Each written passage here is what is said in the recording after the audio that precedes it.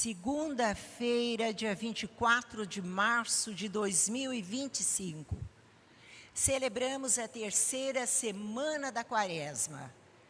Essa liturgia nos convida a saciar nossa sede de vida, celebrando o Senhor nosso Deus, que se preocupa com todos os que necessitam dele e não exclui ninguém de seu plano de amor e salvação. Iniciemos a nossa celebração eucarística cantando. Eis o tempo de conversão, eis o dia da salvação. Ao Pai voltemos, juntos andemos, eis o tempo de conversão. Os caminhos do Senhor são verdade, são amor. Dirigi os passos meus, em vós espero, ó Senhor. Ele guia o bom caminho, quem errou e quer voltar. Ele é bom, fiel e justo, Ele busca e vem salvar. Eis o tempo de conversão, eis o dia da salvação. Ao Pai voltemos, juntos andemos, eis o tempo de conversão. Em o nome do Pai, e do Filho, e do Espírito Santo. Amém. Que a graça de Deus, nosso Pai, o amor do seu Filho e a comunhão do Espírito Santo estejam convosco. Bendito seja Deus que nos reuniu no amor de Cristo. A reunião no amor de Cristo é para sempre um momento de alegria, é festa. Mas é claro que é uma festa regada no sangue, ou seja, no sacrifício. Assim, nós unimos na Eucaristia todas as nossas alegrias, mas também todas as nossas dificuldades. A mesma Eucaristia que celebra um aniversário, celebra alguém que se foi. A mesma Eucaristia que apresenta uma criança catecúmena que é apresentada para os seus pais, é a mesma Eucaristia que é celebrada no corpo presente, às vezes, de um ente querido. E é essa dinâmica da vida difícil da gente aprender entre chegadas e partidas, que vai nos educando para uma experiência cada vez mais aprofundada no mistério de Cristo. Dizem os místicos da igreja, especialmente nos primeiros séculos, que se a gente vivesse bem e até chorasse a Sexta-feira Santa, como se a gente estivesse perdendo o maior amor das nossas vidas, talvez diante da perda de algum amor, nós, de fato, não choraríamos tanto. Assim, a dinâmica de confrontar aquilo que não se pode mudar, não dá-nos apenas a certeza de que Deus pode mudar isso, e Ele pode, mas dá a certeza que aquilo que Ele não muda, deve sempre ser para o nosso aprendizado. A gente sempre brinca, né? O que não pode mudar, já está certo, mas não pode ficar marcado como trauma, tem que ficar marcado como aprendizagem. Por isso, em cada Eucaristia, a gente ouve a experiência de decepção, até mesmo de Deus com cada um de nós. E hoje, de modo muito especial, Ele vai lembrar e vai apresentar, inclusive no Evangelho, um pagão que manifestou mais fé do que aqueles que se dizem homens de fé. Talvez pareça uma crítica, mas não parece, não é? Uma crítica a uma fé verdadeira, uma crítica à superficialização da fé que o costume muitas vezes traz, e não uma vivência profunda, especialmente nesse tempo que a Quaresma nos chama a renovar a nossa intimidade com Deus, para que por ocasião da Páscoa a gente professe, renove a nossa profissão de fé e o nosso batismo.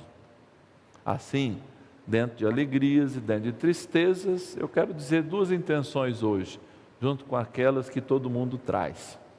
O aniversário do Célio Neckel, que é lá de Chapecó, Santa Catarina, e também pedir pela saúde da Cristiane Gaudiano.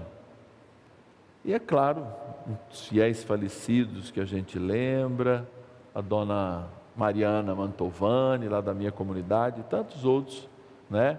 Pela recuperação do Carlinhos, olha, tanta gente que pedem a nossa oração. Todos unidos na alegria, mas também na vida, nas partidas, na enfermidade e em tudo mais. Por isso, no início de cada celebração, a gente se confronta consigo mesmo e com esse desejo que o Espírito Santo coloca em nós de vivermos a santidade sempre e cada vez mais. Agora, então, a gente fecha os nossos olhos, inclusive você em casa, se quiser fazer essa experiência, feche os seus olhos. Coloque-se diante de Deus e diga: Deus, será que eu sou como Naamã, aquele pagão que demonstrou tamanho amor pelo Deus de Israel?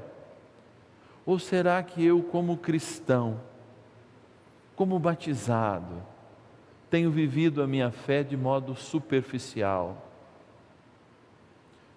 Converte, Senhor, o meu coração, fazei com que eu encontre de fato um caminho de luz, que é o caminho de uma nova Páscoa, ou seja, de uma vivência profunda da minha fé, que tenha resultados, como diz o Evangelho de ontem, que tenha frutos, que nos traga frutos, e esses frutos de fato perpetuem, através da minha missão, o trabalho de Deus na terra.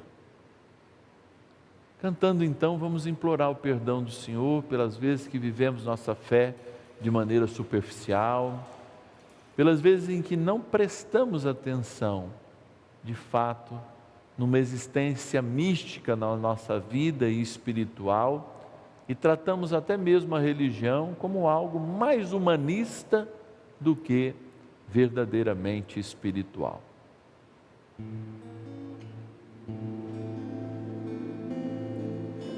Senhor,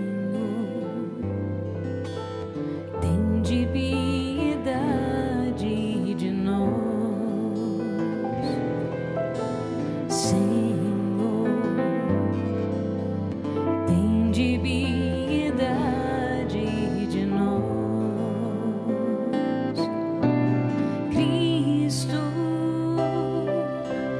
tende piedade de nós. Cristo, tende piedade de nós. Senhor, tende piedade de nós. Senhor, tende piedade de nós. Deus Todo-Poderoso, tenha compaixão de nós, perdoe os nossos pecados e nos conduza um dia à vida eterna. Amém. Amém. Oremos.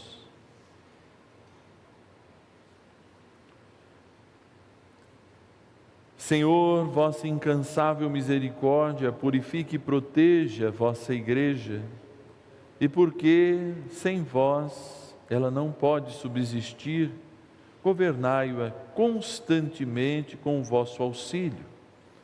Por nosso Senhor Jesus Cristo, vosso Filho, que é Deus, e convosco vive e reina na unidade do Espírito Santo, por todos os séculos dos séculos. Amém. Amém.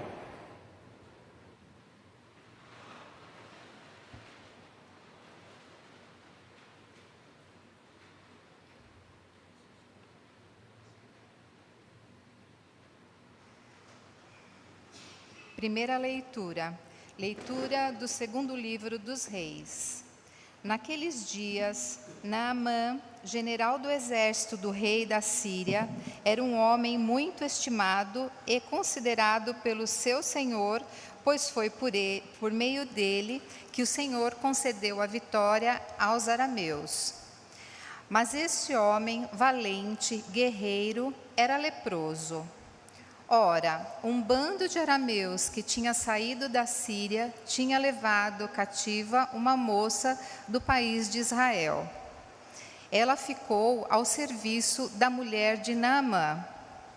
Disse ela à sua senhora: "Ah, se meu senhor se apresentasse ao profeta que reside em Samaria, sem dúvida ele o livraria da lepra de que padece." Naamã foi então informar o seu senhor. Uma moça do país de Israel disse isto e isto. Disse-lhe o rei de Araã: "Vai, que eu enviarei uma carta ao rei de Israel." Naamã partiu, levando consigo 10 talentos de prata, 6.000 siclos de ouro e 10 mudas de roupa. E entregou ao rei de Israel a carta que dizia: "Quando receberes esta carta, saberás que eu te enviei Naamã, meu servo, para que o cures de sua lepra."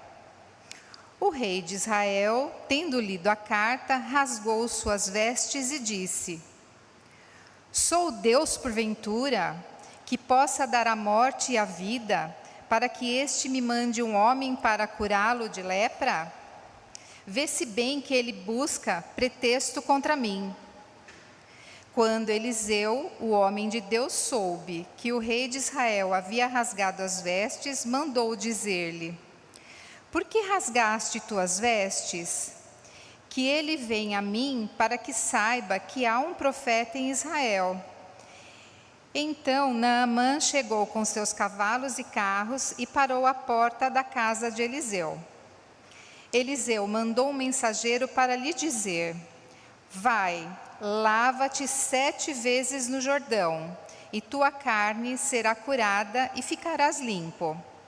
Naamã, irritado, foi-se embora dizendo: "Eu pensava que ele sairia para me receber e que de pé invocaria o nome do Senhor, seu Deus, e que tocaria com sua mão o lugar da lepra e me curaria.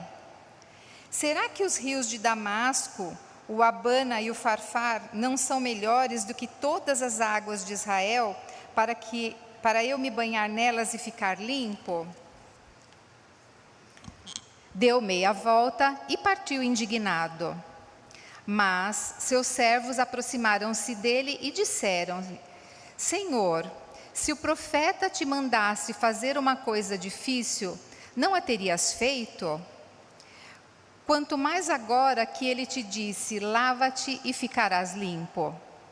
Então ele desceu e mergulhou 7 vezes no Jordão, conforme o homem de Deus tinha mandado. E sua carne tornou-se semelhante à de uma criancinha, e ele ficou purificado. Em seguida, voltou com toda a sua comitiva para junto do homem de Deus. Ao chegar, apresentou-se diante dele e disse: "Agora estou convencido de que não há outro Deus em toda a terra, senão o que há em Israel." Palavra do Senhor.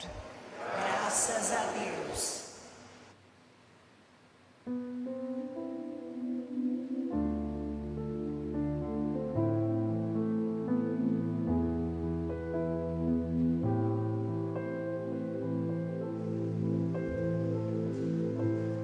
Minha alma tem sede de Deus, do Deus vivo, e quando verei a face de Deus,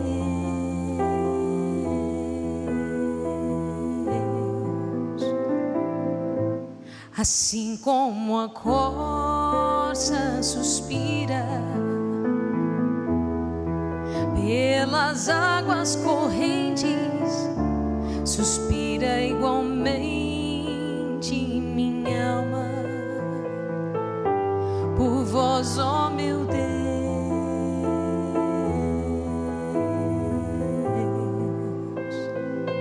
Minha alma tem sede de Deus, do Deus vivo, e quando verei a face de Deus,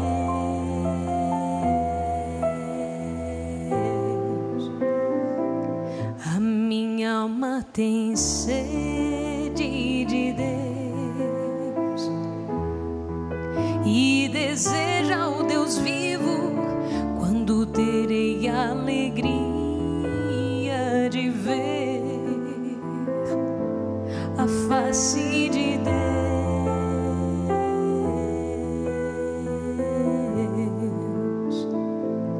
Minha alma tem sede de Deus, do Deus vivo, e quando verei a face de Deus,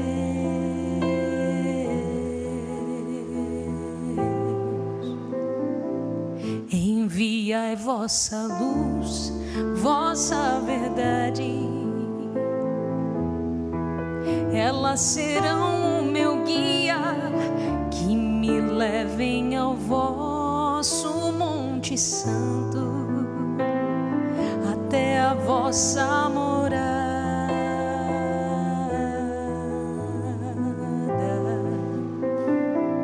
Minha alma tem sede de Deus, do Deus vivo, e quando verei a face de Deus,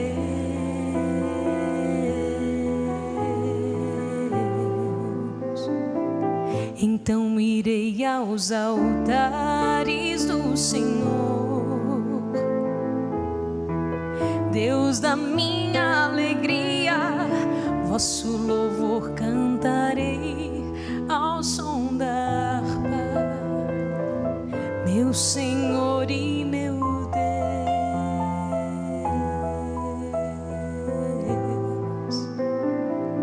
Minha alma tem sede de Deus, do Deus vivo, e quando verei a face de Deus,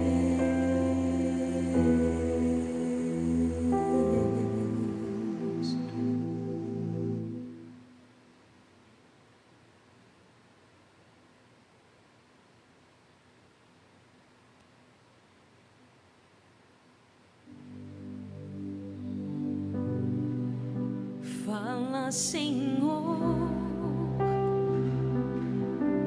preciso ouvir tua voz. Eis aqui o teu servo, fala no irmão na palavra, Senhor, e no meu coração.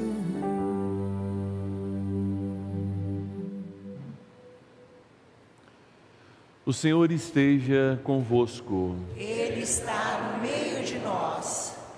Proclamação do Evangelho de Jesus Cristo segundo Lucas. Glória a vós, Senhor.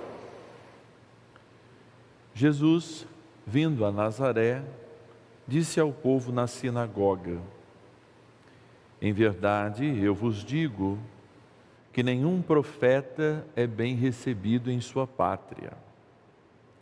De fato, eu vos digo, nem no tempo do profeta Elias, quando não choveu durante 3 anos e 6 meses, e houve grande fome em toda a região, havia muitas viúvas em Israel. No entanto, a nenhuma delas foi enviado Elias, senão a uma viúva que vivia em Sarepta, na Sidônia. E no tempo do profeta Eliseu havia muitos leprosos em Israel. Contudo, nenhum deles foi curado, mas sim Naamã, o sírio. Quando ouviram essas palavras de Jesus, todos na sinagoga ficaram furiosos. Levantaram-se e o expulsaram da cidade. levaram-no até um alto monte, sobre o qual a cidade estava construída, com a intenção de lançá-lo ao precipício. Jesus, porém, passando pelo meio deles, continuou o seu caminho. Palavra da salvação. Glória a vós, Senhor.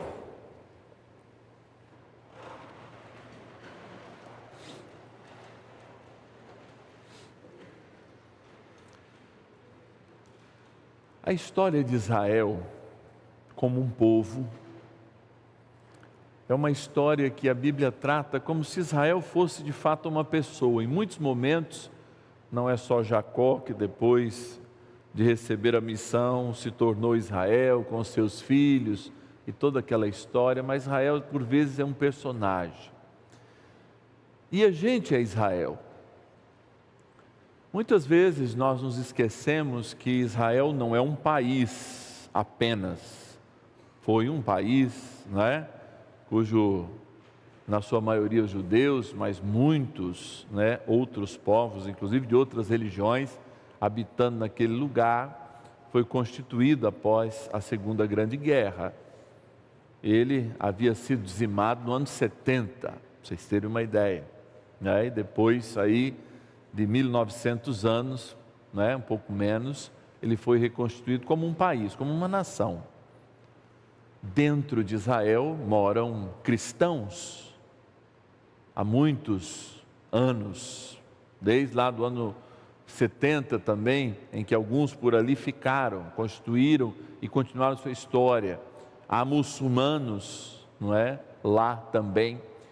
Porque é necessário que a gente desmistifique essa relação que é, sim, linda, maravilhosa, mas não é de um país, é de um povo que somos hoje nós também, porque nós somos filhos de Deus, nós fomos legitimados, não porque nascemos geneticamente de judeus, mas porque o sangue de Jesus nos foi dado, nos lavou e nos constituiu também esses filhos.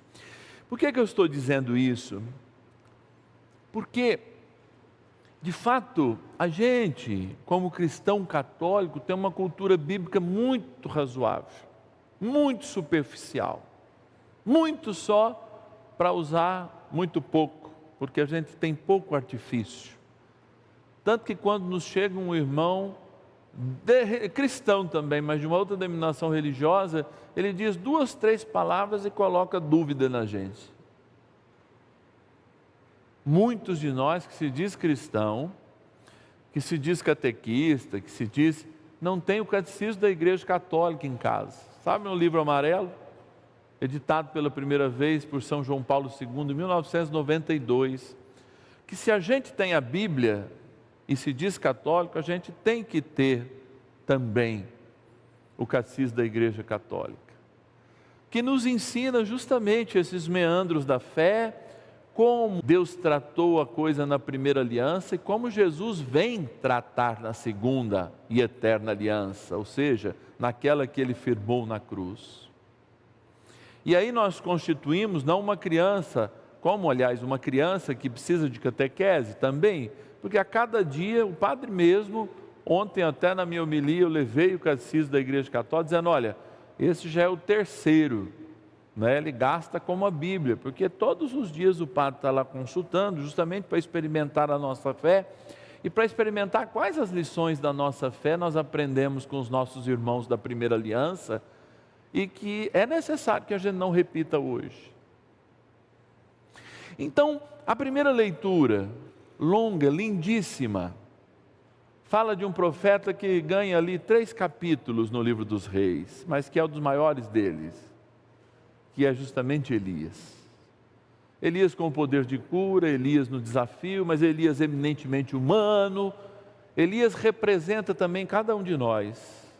Inúmeros dos retiros que eu já preguei, inclusive para seminaristas, eu pego Elias como exemplo. Elias é aquele que tem medo, Elias precisa refazer ao longo da vida. Então Deus manda que ele vá ao Sinai, mas ele se cansa no meio da caminhada. Aí a gente tem até aquele cântico lindo que vem do que o anjo fala para ele. O anjo fala para ele: levanta, come, que o teu caminho é longo, né? Quando ele desiste, fala assim: eu posso morrer, já não tem mais jeito. Ele tem um medo danado da Jezabel, que é a mulher do rei, que ela trouxe os pagãos lá. Depois ele faz um desafio, ele vê que aquele orgulho dele, no desafio que ele fez, embora ele tenha ganhado, ele usou de orgulho. Aí Deus faz ele convencer de tudo isso.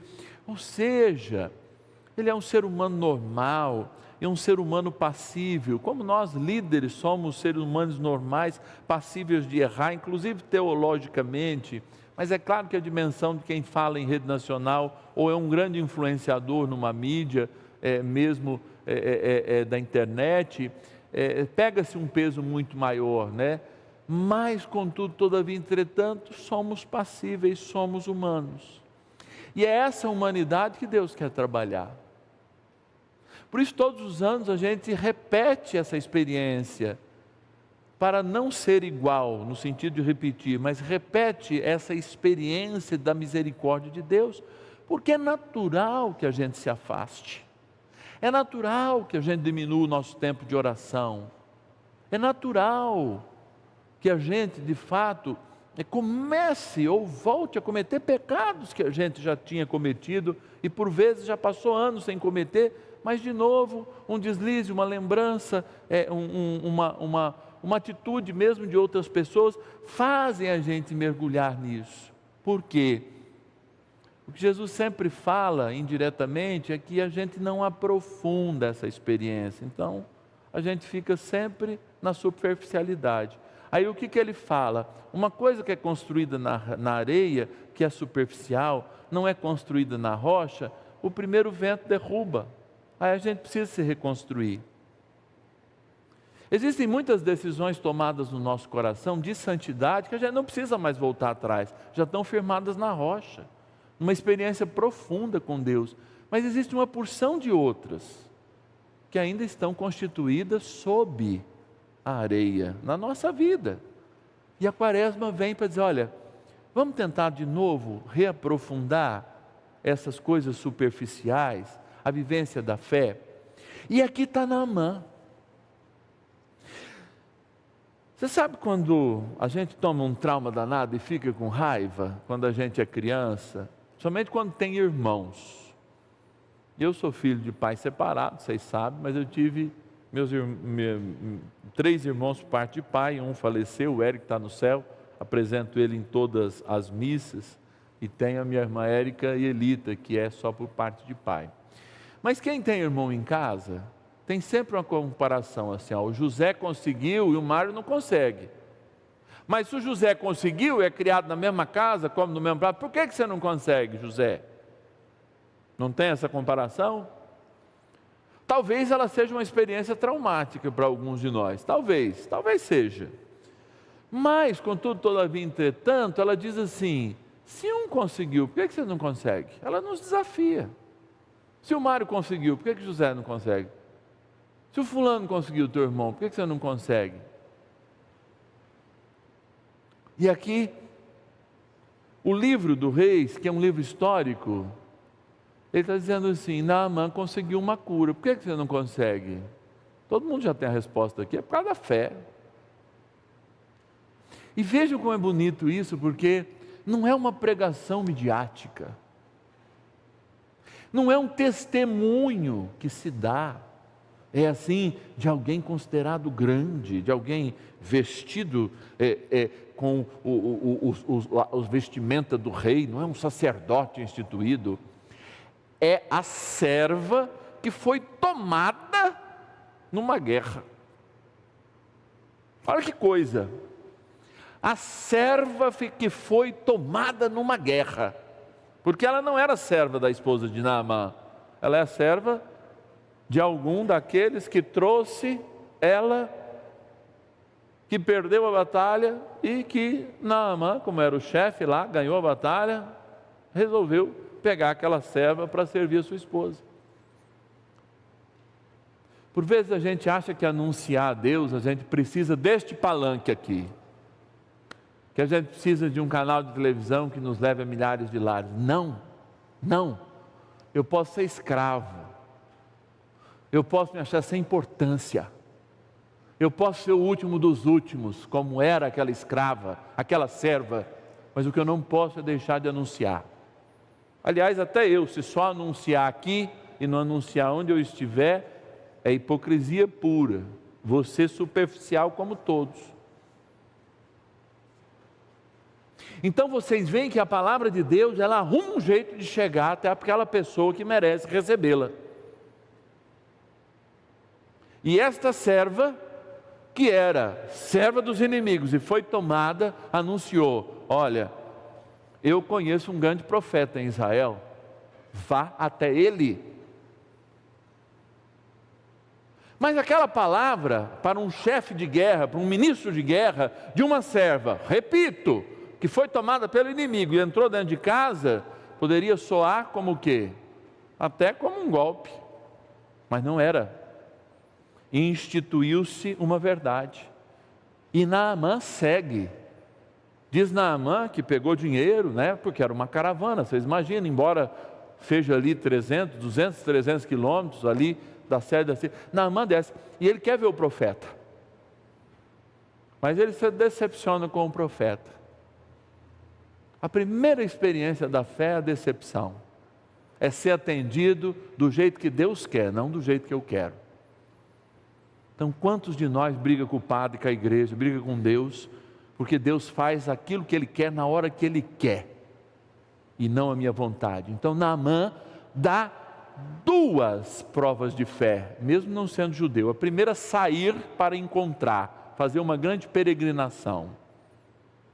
A segunda é ser decepcionado, porque ele queria que Deus fizesse de um jeito, como muitas vezes, você que está em casa, ou você que está aqui, chegou lá para o padre falou assim: olha, infelizmente eu não posso fazer, não posso batizar se o padrinho não tiver crisma. Essas coisas bobas que as pessoas brigam com a gente, porque querem que a igreja seja como um mercado, ou melhor, como diz lá em Portugal, uma talha, um açougue. Corta meio quilo de bife só, que eu só quero meio quilo. Não, eu não posso levar só meio quilo. Ou você leva a peça inteira, ou você não leva nada.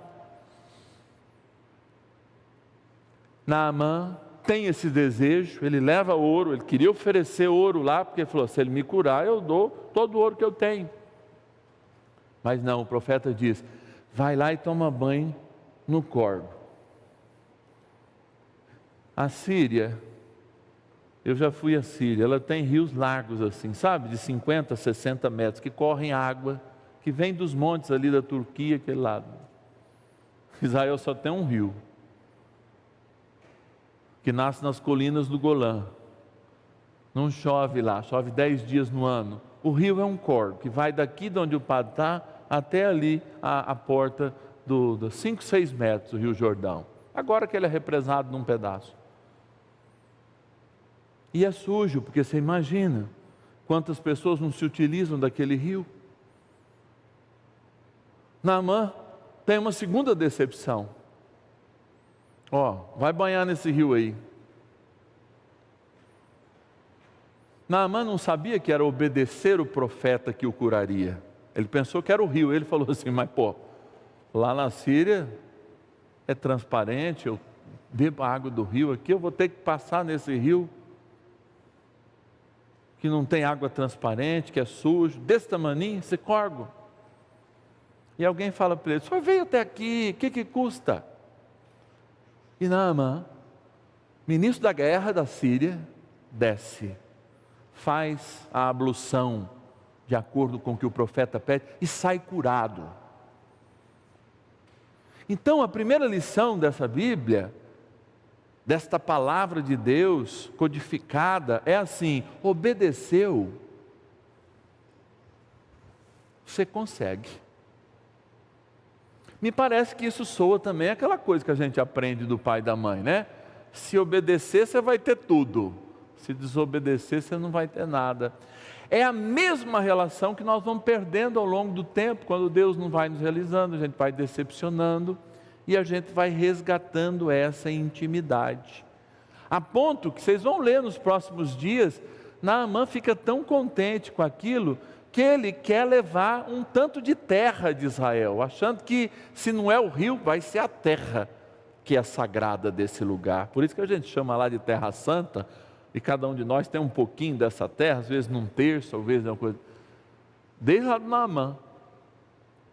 E aí Jesus vem resgatar isso, dizendo: olha, o desafio que Jesus tem é estar no lugar onde ele foi criado, com todo mundo que o via ajudar José, por exemplo, na carpintaria.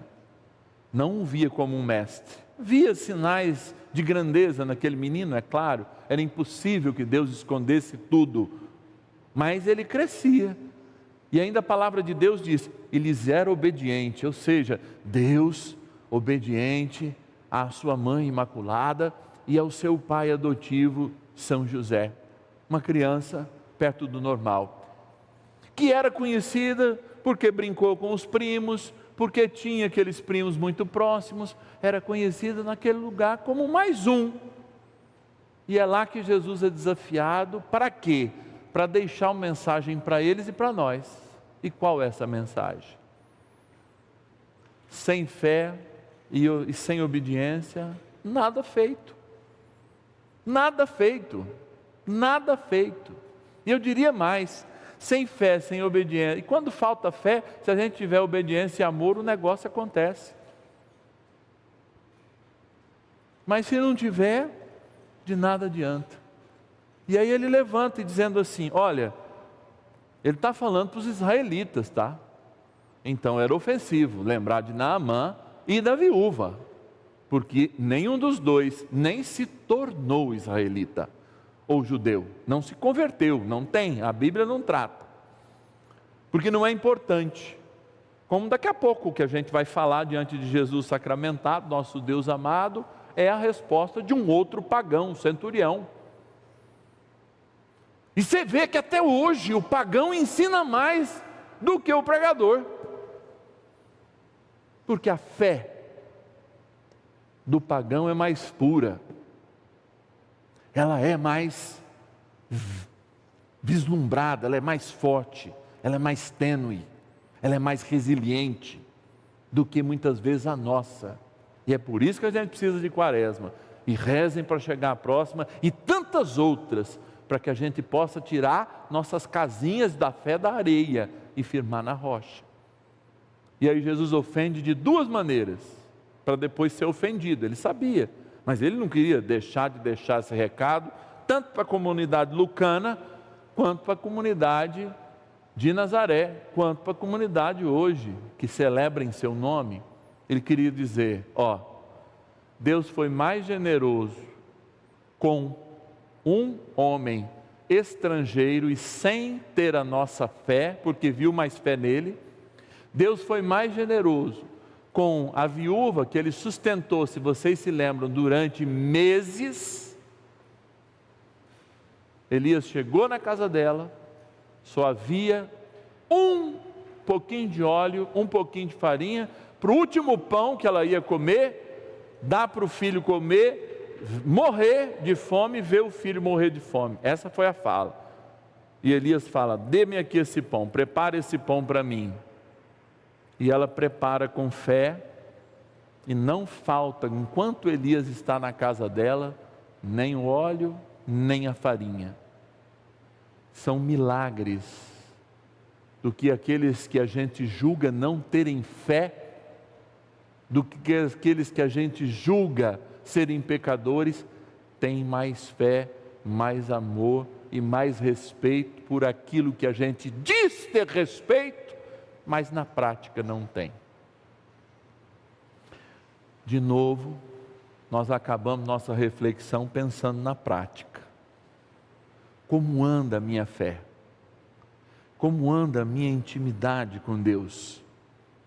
E como eu tenho trabalhado nesses meses, nesses 40 dias, mês e pouco que a quaresma me dá, aprofundando a minha vida na palavra de Deus, no seu amor, e olhando para os outros sem julgar, mas olhando para mim com muito julgamento, para que eu de fato possa imitar o que mesmo um pagão tem de melhor, como Naamã e como a viúva de Sarepta, a fé a obediência.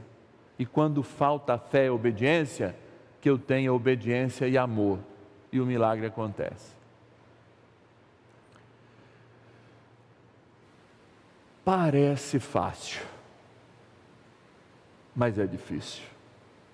E eu vou dizer mais uma coisa, que a gente esteja aqui o ano que vem de novo, porque nós não vamos conseguir mudar tudo nesses dias, mas tem que mudar alguma coisa, pelo menos para na Páscoa a gente dizer, ó, esses 40 dias valeram a pena, mudei essa vírgula, mas eu quero que a minha história seja diferente.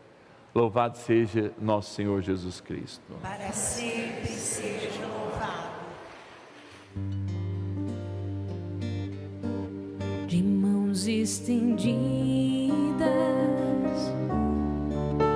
ofertamos o que de graça recebemos. A natureza tão bela, que é louvor, que é serviço, o sol que ilumina as trevas, transformando-as em luz, o dia que nos traz o pão e a noite que nos dá repouso, ofertamos ao Senhor o louvor da criação. De mãos estendidas, ofertamos o que de graça recebemos. Orai, irmãos e irmãs, para que meu e vosso sacrifício sejam aceitos por Deus Pai Todo-Poderoso. Receba, Senhor, por tuas mãos este sacrifício, para a glória de seu nome, para o nosso bem e de toda a sua santa igreja. Transformai, Senhor, em sacramento que nos salva estes dons que vos apresentamos como um sinal da vossa dedicação. Por Cristo nosso Senhor. Amém. O Senhor esteja convosco. Ele está no meio de nós. Corações ao alto. O nosso coração está em Deus. Demos graças ao Senhor nosso Deus. É nosso dever e nossa salvação. Na verdade, é digno e justo, é nosso dever e salvação louvar-vos, Pai Santo, rico em misericórdia, e bendizer vosso nome, em nossa caminhada para a luz da Páscoa, seguindo os passos de Cristo, mestre e modelo da humanidade, reconciliada e vivificada no amor. Vós reabris para a igreja durante a quaresma a estrada do êxodo, para que ela, aos pés da montanha sagrada, humildemente tome consciência da sua vocação de povo da aliança, convocado para cantar os vossos louvores, escutar a vossa palavra e experimentar os vossos prodígios. Por isso, vendo com alegria estes sinais de salvação, unidos aos anjos, ministros da vossa glória, proclamamos os vossos louvores, dizendo a uma só voz: Santo, Santo, Santo, Senhor Deus do universo, o céu e a terra proclamam a vossa glória. Hosana nas alturas. Bendito que vem em nome do Senhor, hosana nas alturas. Na verdade, ó Pai, vós sois santo e fonte de toda a santidade. Santificai, pois, estes dons, derramando sobre eles o vosso Espírito, a fim de que se tornem para nós o corpo e o sangue de nosso Senhor Jesus Cristo. Enviai o vosso Espírito Santo, estando para ser entregue, abraçando livremente a paixão, Jesus tomou o pão, pronunciou a bênção de ação de graças, partiu e o deu a seus discípulos, dizendo: tomai todos e comei, isto é o meu corpo, que será entregue por vós.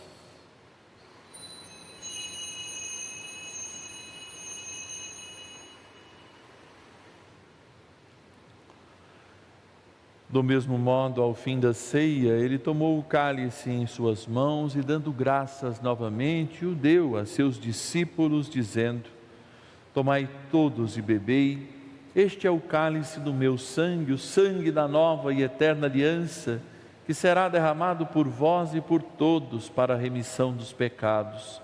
Fazei isto em memória de mim.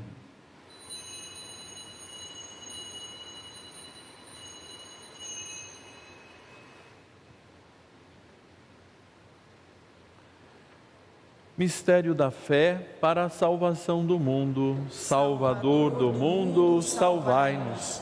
Vós que nos libertastes pela cruz e ressurreição. Celebrando o memorial da morte e ressurreição do vosso Filho, nós vos oferecemos, ó Pai, o pão da vida e o cálice da salvação.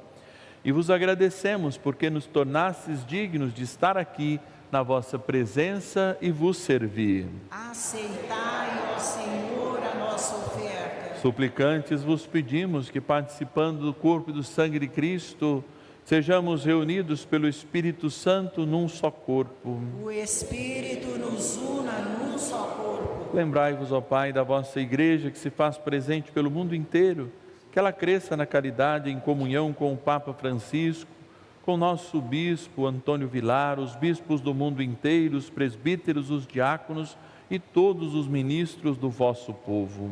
Lembrai-vos, ó Pai, da vossa Igreja. Lembrai-vos na vossa infinita misericórdia dos nossos irmãos e irmãs que adormeceram na esperança da ressurreição, deixando-nos saudades. E de todos que partiram desta vida, acolhei-os junto a vós na luz da vossa face. Concedei-lhes, ó Senhor, a luz eterna. Enfim, nós os pedimos, tende piedade de todos nós e dai-nos participar da vida eterna, com a Virgem Maria, Mãe de Deus e nossa, com São José, seu castíssimo esposo, e todos os santos que neste mundo viveram na vossa amizade, a fim de vos louvarmos e glorificarmos por Jesus Cristo, vosso Filho. Por Cristo, com Cristo e em Cristo, a vós, Deus Pai Todo-Poderoso, na unidade do Espírito Santo, toda honra e toda glória, por todos os séculos dos séculos. Amém. Amém. Rezemos juntos a oração que o próprio Senhor nos ensinou. Pai nosso, que estais nos céus, santificado seja o vosso nome. Venha a nós o vosso reino. Seja feita a vossa vontade, assim na terra como no céu. O pão nosso de cada dia nos dai hoje. Perdoai-nos as nossas ofensas, assim como nós perdoamos a quem nos tem ofendido. E não nos deixeis cair em tentação, mas livrai-nos do mal. Livrai-nos de todos os males, ó Pai, dai-nos hoje a vossa paz. Ajudados pela vossa misericórdia, sejamos sempre livres do pecado e protegidos de todos os perigos, enquanto aguardamos a feliz esperança e a vinda do nosso Salvador, Jesus Cristo. Vosso é o reino, o poder e a glória para sempre. Senhor Jesus Cristo, disseste aos vossos apóstolos: eu vos deixo a paz, eu vos dou a minha paz. Não olheis os nossos pecados, mas a fé que anima a vossa Igreja. Dai-lhe segundo o vosso desejo a paz e a unidade. Vós que sois Deus com o Pai e o Espírito Santo. Amém. A paz do Senhor esteja sempre convosco. O amor de Cristo nos uniu. Cordeiro de Deus, Que tirais o pecado do mundo, tende piedade de nós. Cordeiro de Deus, que tirais o pecado do mundo, tende piedade de nós. Cordeiro de Deus, que tirais o pecado do mundo, dai-nos a paz. Quem come a minha carne e bebe o meu sangue permanece em mim e eu nele, diz o Senhor. Eis o Cordeiro de Deus que tira o pecado do mundo. Senhor, eu não sou digno de que entreis em minha morada, mas dizei uma palavra e serei salvo.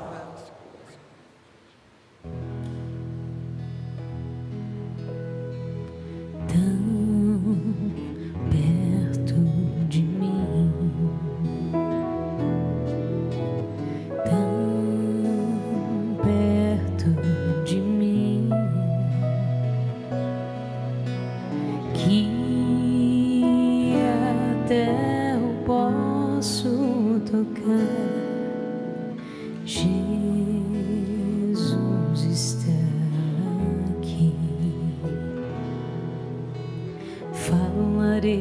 sem medo ao seu ouvido. Contarei as coisas que há em mim e que só a Ele interessarão.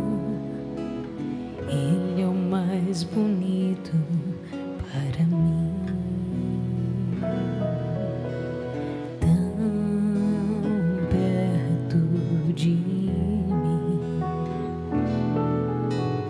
tão perto de mim, que até eu posso tocar. Jesus está aqui. Não busque a Cristo lá no alto,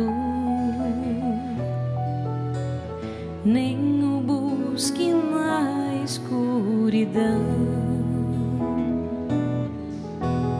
Muito perto de ti, em teu coração, podes adorar o teu Senhor.